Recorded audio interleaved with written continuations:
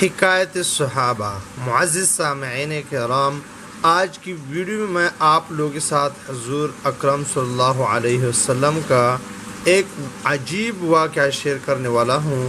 تمام اہل مسلمہ سے درخواست ہے کہ اس کو توجہ سے سنیں، کیونکہ اسے سننے اور دیکھنے میں ہم سب کی کامیابی ہے۔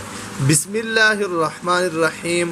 حضور صلی اللہ علیہ وسلم کی ایک جنازہ سے واپسی اور ایک عورت کی دعوت۔ معزز سامعین کرام، حضور اقدس صلی اللہ علیہ وسلم ایک جنازہ سے واپس تشریف لا رہی تھی کہ ایک عورت کا پیام کان کی درخواست لے کر پہنچا۔ حضور صلی اللہ علیہ وسلم خدام سمیت تشریف لے گئے اور کانا سامنے رکھا گیا تو لوگوں نے دیکھا کہ حضور اقدس صلی اللہ علیہ وسلم لقمہ چبا رہے ہیں، نگلا نہیں جاتا۔ حضور اقدس صلی اللہ علیہ وسلم لقمہ چبا رہے ہیں، نگلا نہیں جاتا۔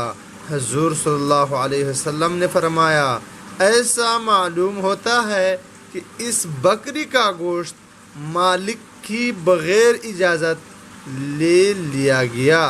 اس عورت نے عرض کیا، یا رسول اللہ، میں نے ریوڑ میں بکری خریدنے آدمی بھیجا تھا، وہاں ملی نہیں۔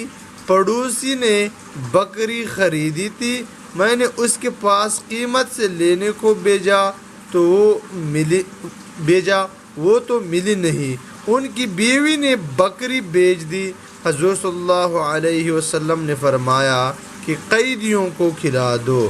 معزز سامعین کرام، فائدے میں لکھا ہے، حضور صلی اللہ علیہ وسلم کی علو شان کے مقابلے میں ایک مشتبہ چیز کا گلے میں اٹک جانا کوئی ایسی اہم بات نہیں کہ حضور صلی اللہ علیہ وسلم کی ادنا غلاموں کو بھی اس قسم کے واقعات پیش آ جاتے ہیں۔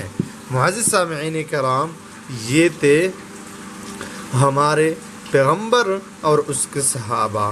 حضور اقدس صلی اللہ علیہ وسلم حرام تو چھوڑو، مشتبہ مال بھی نہیں کھاتے تھے، اور آج اس کی ہم عاشقی کے دعویٰ کر رہے ہیں، اس کے امتی ہونے کے دعوے کر رہے ہیں، اور کافی بڑے بڑے دعوے کر رہے ہیں، لیکن آج کل ہمارا حال آپ لوگ دیکھ سکتے ہیں کہ ہم کسی بھی طریقے سے پیسے کماتے ہیں، جو بھی طریقہ ہو، وہ شرعی طریقہ ہو یا نہ ہو، لیکن اس سے اگر ہم پیسے کما سکتے ہیں، دنیا کما سکتے ہیں، ہم کوئی بھی کسر نہیں چھوڑتے، ہر طریقے سے دنیا کو کمانے کی کوشش کرتے ہیں، چاہے اسی وجہ سے وہ دنیا ہمارے لیے حرام ہو جائے، پھر بھی ہم دنیا کو کماتے ہیں، حرام طریقے سے بھی کماتے ہیں، اور حرام طریقے سے کمانے والا دنیا بھی حرام ہو جاتا ہے۔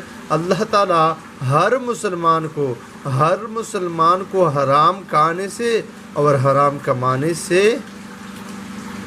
بچائے۔ وآخر دعوانا ان الحمد للہ رب العالمین۔